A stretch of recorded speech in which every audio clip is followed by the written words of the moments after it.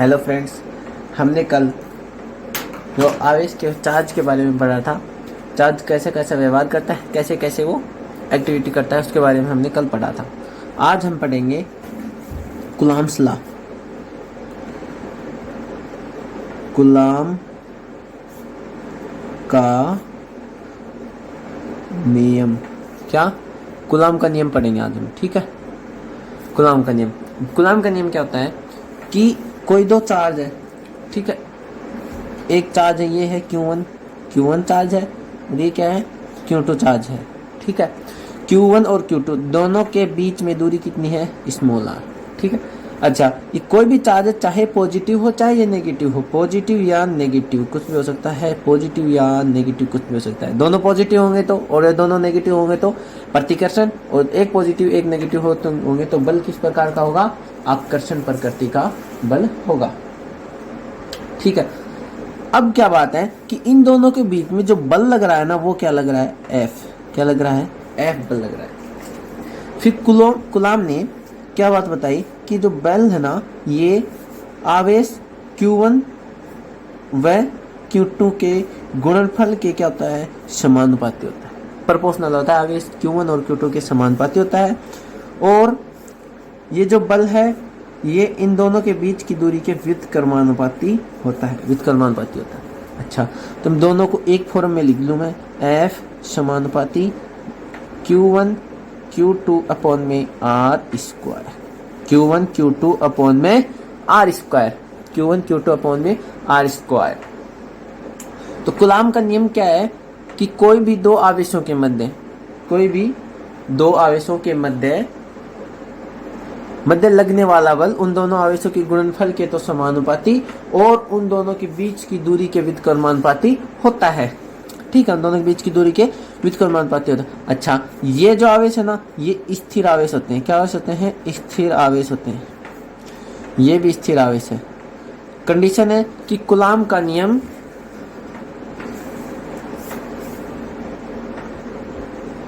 Coulomb का नियम केवल स्थिर व बिंदु आवेशों के लिए ही सत्य है,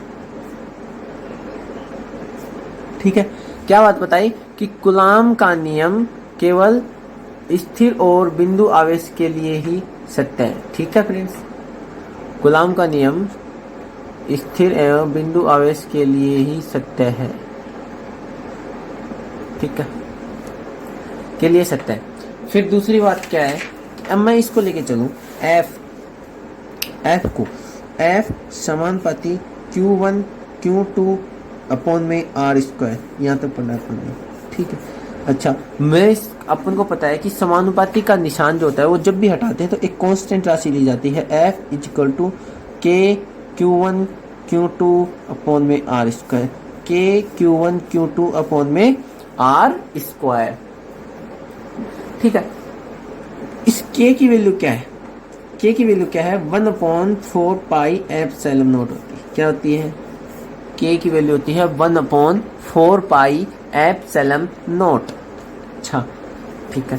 इसका मान कितना होता है, 9 इंटू 10⁹ मात्रक न्यूटन स्क्वायर गुणा metre square, newton into metre square पर coulomb square, newton into metre square पर कूलॉम स्क्वायर, ये इसका मान होता है। K का मान क्या होता है, 9 into 10⁹ newton into metre square पर कूलॉम स्क्वायर, ठीक है। यहाँ तक समझे आप। अब जो ये जो एप्सिलॉन नॉट है, ये क्या होता है, ये एप्सिलॉन नॉट है, ये है निर्वात की विद्युतशीलता, निर्वात की विद्युतशीलता है।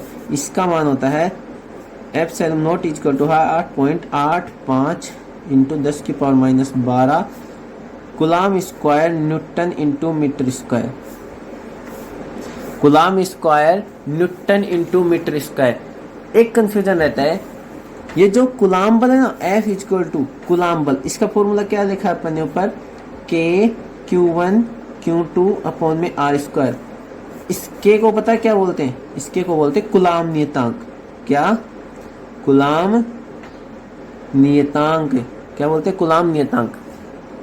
ठीक है, इस कुलाम नियतांक का मात्रक पूछ लिया जाता है। क्या पूछ लिया जाता है, कुलाम नियतांक का मात्रक। अच्छा, कुलाम नियतांक का मात्रक कैसे निकालते हैं, एफ का अपने को पता है क्या होता है, न्यूटन। ठीक है, ठीक है, कोई बात नहीं। के इक्वल टू क्यू का, और एक क्यू ये रहा, एक क्यू ये रहा, कुलाम इंटू कुलाम अपॉन में मीटर स्क्वायर। अपने को के का चाहिए तो न्यूटन, इसको इधर लेके आएंगे, मीटर स्क्वायर मल्टीप्लाई में आ जाएगा, ये डिवाइड में आ जाएगा, कुलाम स्क्वायर के। मतलब के का मात्रक क्या आ गया, के का मात्रक क्या आ गया, कुलाम नहीं, न्यूटन इंटू मीटर स्क्वायर पर कुलाम स्क्वायर। ठीक है, फिर दूसरी बात क्या है, अपने को एप्सिलॉन नॉट का मात्रक और चाहिए। क्या चाहिए, एप्सिलॉन नॉट का मात्रक। अब एप्सिलॉन नॉट का मात्रक कैसे निकालते हैं, आप देख रहे होंगे कि ऊपर देखो, के इज इक्वल टू क्या है, 1/4 pi epsilon not, 1/4 pi epsilon not. अपने को क्या चाहिए, एप्सिलॉन नॉट का मात्रक चाहिए। के का अपने पास है ना ऑलरेडी। एप 4 पाई क्या है, कांस्टेंट राशि, इसका कोई मात्रक नहीं है। तो एप्सिलॉन नॉट का क्या हो जाएगा, के का ऑपोजिट, के का opposite coulomb square newton into metre square, coulomb square newton into metre square. अब बात आती है वी में सूत्र की। वी में सूत्र क्या बात आती है, वी में सूत्र की बात। वी में सूत्र क्या होता है, देखो वी में सूत्र देखो, अपने को किसका चाहिए, कुलाम नियतांक। किसका, कुलाम नियतांक। कुलाम नियतांक का क्या चाहिए, वी में सूत्र। अब कुलाम नियतांक का वी में सूत्र कैसे फाइंड करेंगे, देखो न्यूटन का बल का पता है, F इक्वल टू क्या होता है, F इक्वल टू होता है ma। अच्छा, F इक्वल टू m का मात्रक kg, a का मात्रक मीटर पर सेकंड स्क्वायर। तो F की विमा क्या हो गई, F की विमा क्या हो गई, m1 l1 t-2, m1 l1 t-2। तो यहाँ पे किसकी लिखेंगे, F की, m1 L1 t-2। अच्छा, ये क्या है, मीटर स्क्वायर, क्या है, मीटर स्क्वायर। इसकी क्या हो जाएगी, L2, क्या हो जाएगी, L2। फिर नीचे कुलाम की चाहिए। कुलाम के लिए मैंने आपको बताया था कि कुलाम का क्या होता है, वी में सूत्र क्या होता है, A1 T1, पीछे मैंने आपको बताया। तो इसका क्या हो जाएगा, स्क्वायर है तो A2 T2। समझा आता का। अच्छा, फिर कुलाम नियतांक के वी में सूत्र, m को यहीं पे रख लें, m1, l की पावर 1 है, l की पावर 2 है, l की पावर 3, t की पावर नीचे भी 2 है, ऊपर भी 2 है, ये नीचे ऊपर जाएगा तो t की पावर -4 और a की पावर -2। समझे क्या तक का, समझे या नहीं, ठीक है, समझे, ठीक है। पीछे अपने कुलाम नियतांक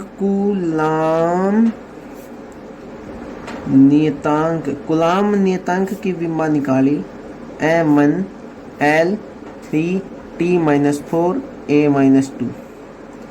मैंने बताया आपको कि एप्सिलॉन नॉट और कुलाम नियतांक एक दूसरे के ऑपोजिट होते हैं। ये क्या होता है, एप्सिलॉन नॉट और कुलाम नियतांक एक दूसरे के क्या होते हैं, ऑपोजिट होते हैं। ठीक है, अच्छा, तो एप्सिलॉन नॉट की विमा क्या देगी, ऑपोजिट कर दो, m-1 l-3 t-4 a-2। ठीक है, ये ज्यादा इंपॉर्टेंट है सर जी, याद रखना इसको। एप्सिलॉन नॉट का मात्रक मैंने आपको क्या बताया, बताइए क्या होता है, coulomb square newton into metre square. इसका एक मात्रक और होता है, एक मात्रक और होता है, क्या होता है, फैरड पर मीटर। क्या होता है, फैरड पर मीटर। अच्छा, फैरड किसका मात्रक होता है, धारिता का। किसका, धारिता का। फैरड किसका मात्रक है, धारिता का। धारिता का मात्रक है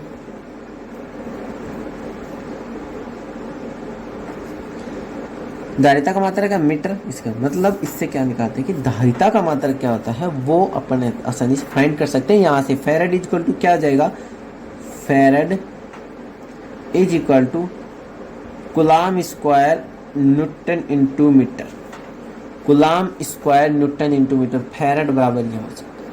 ठीक है, समझे क्या, धारिता का मात्रक फेरेड।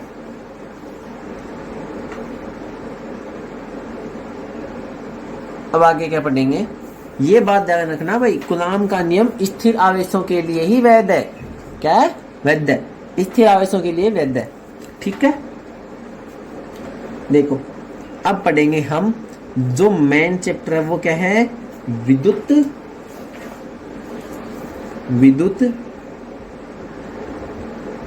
क्षेत्र। क्या, विद्युत क्षेत्र। समझे नहीं, जो पढ़ा दिया यहां तक समझा नहीं, अब पढ़ रहे हैं विद्युत क्षेत्र। ठीक है, विद्युत क्षेत्र पढ़ रहे हैं। देखिए विद्युत क्षेत्र में क्या है, एक धनावेश कोई पॉजिटिव चार्ज है या एक क्या है, negative charge. Positive negative charge के अपने चारों ओर ऐसा क्षेत्र, किसी भी चार्ज के चारों ओर ऐसा क्षेत्र जिसमें कोई अन्य आवेश को लाने पर किसी अन्य चार्ज को लेकर आते हैं ना, तो वो आकर्षण या तो अट्रैक्शन बल का अनुभव करता है या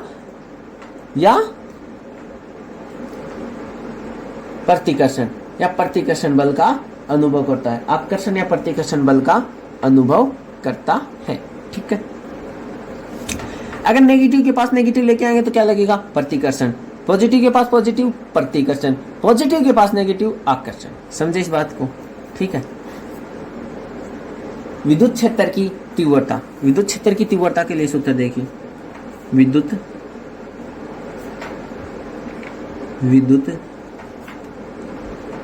क्षेत्र की तीव्रता, विद्युत क्षेत्र की तीव्रता।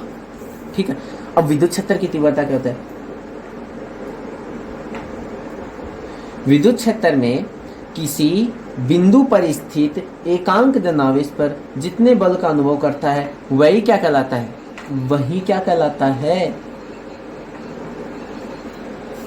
विद्युत क्षेत्र का फॉर्मूला क्या होता है, F upon q not, E equal to F upon q not. अच्छा, यहाँ मैंने क्या बताया आपको, डेफिनेशन में क्या बताया कि एकांक धनावेश पर लगने वाला बल ही क्या कहलाता है, विद्युत क्षेत्र। तो क्यू इक्वल टू मैं एक कूलाम ले लिया मैंने, तो E इज इक्वल टू क्या आ जाएगा, F आ जाएगा या नहीं आ जाएगा, E इज इक्वल टू क्या आ जाएगा, F। तो वही तो बात है, एक कूलाम आवेश पर लगने वाला, धनावेश या ऋण आवेश पर लगने वाला बल ही क्या कहलाता है, विद्युत क्षेत्र कहलाता है। ठीक है, अच्छा यहां से अपन क्या फाइंड करेंगे, विद्युत क्षेत्र का मात्रक। क्या, विद्युत क्षेत्र का मात्रक, विद्युत क्षेत्र की तीव्रता। अच्छा, विद्युत क्षेत्र क्या है, एक सदिश राशि है। ठीक है, क्या राशि है, कौन सी राशि है, सदिश राशि है, सदिश राशि है। ठीक है, विद्युत क्षेत्र क्या है, सदिश राशि है। अच्छा, विद्युत क्षेत्र का मात्रक कैसे फाइंड करेंगे, आपको मैंने पीछे बताया कि F का मात्रक F is equal to m a से अपन कैसे फाइंड कर सकते हैं ना। M का क्या होता है, kg। ठीक है, और A का मीटर पर सेकंड स्क्वायर, और Q नॉट का A1 T1। समझा नहीं समझे।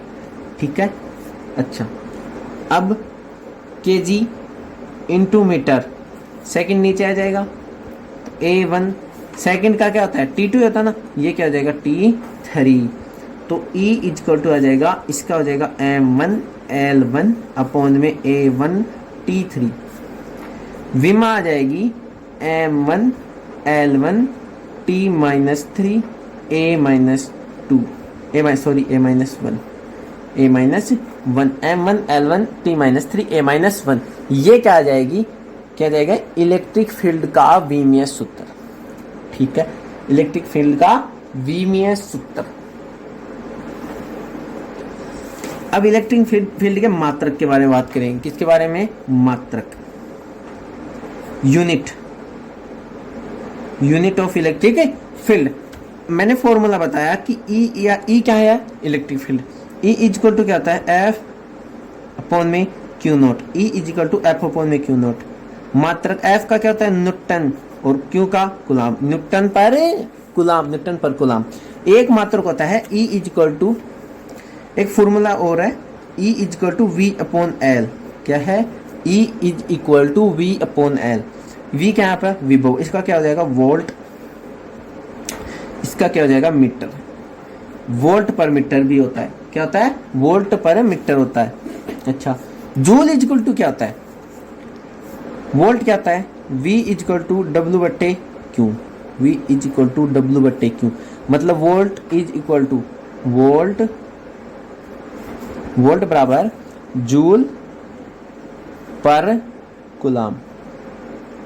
वोल्ट बराबर होता है V is equal to W upon Q होता है, V का जूल, क्यू का coulomb. Volt is equal to क्या आएगा, जूल पर कूलाम। तो वोल्ट को क्या लिख सकते हैं, देखो इलेक्ट्रिक फील्ड के कितने मात्रक हो गए, 3 मात्रक हो गए। क्या, पहला क्या होगा न्यूटन पर कूलाम, दूसरा वोल्ट पर मीटर, तीसरा वोल्ट को क्या लिखूंगा मैं, जूल पर कूलाम। तो जूल पर मीटर इंटू कूलाम, जूल पर मीटर इंटू कूलाम। समझे कि नहीं समझे, समझ गए ना, ठीक है। आज के लिए बस इतना ही, कल हम पढ़ेंगे विद्युत विभव, विद्युत विभव। लेकिन फ्रेंड जो पढ़ा रहा हूं ना नेवी और एयरफोर्स में, इससे बाहर एक भी क्वेश्चन नहीं आने वाला, बट कॉन्सेप्ट क्लियर होना चाहिए। जैसे देखो मैं आपको ये डायमेंशन, ये विमीय सूत्र और मात्रक जैसी निकाल के मैं बता रहा हूँ ना, यूनिट और डायमेंशन जैसे मैंने आपको समझाए, अगर आपने इस तरह से क्लियर कर लिया ना तो एग्जाम में आपके कोई प्रॉब्लम नहीं आने वाली। कॉन्सेप्ट क्लियर होने चाहिए, कैसे निकलता है। अच्छा, ये मात्रक विद्युत क्षेत्र के, इलेक्ट्रिक फील्ड के 3 मात्रक हो गए, न्यूटन पर कूलाम, वोल्ट पर मीटर, जूल पर मीटर इंटू कूलाम, ये 3 मात्रक हो गए। एंड में से इसको छोड़ दे ये पूछ लिया, अगर आपका कॉन्सेप्ट क्लियर है ना तो आप इसको जरूर फोड़ दोगे, ठीक है। अगर कॉन्सेप्ट ही क्लियर नहीं है तो कुछ नहीं कर सकते, समझे बात को। तो कॉन्सेप्ट क्लियर होना चाहिए, जैसे जैसे मैं पढ़ा रहा हूं वैसे वैसे आपको जैसे समझ में आए ना वैसे वैसे नोट्स बनाते चलिए। पूरा कोर्स प्रोवाइड किया जाएगा आपको इसी चैनल पर, फिजिक्स पॉइंट पर आपको पूरा कोर्स प्रोवाइड किया जाएगा, ठीक है। तो अगर मेरी मेहनत अच्छी लगे तो चैनल को सब्सक्राइब करना, लाइक करना और शेयर करना, ठीक है। धन्यवाद फ्रेंड्स।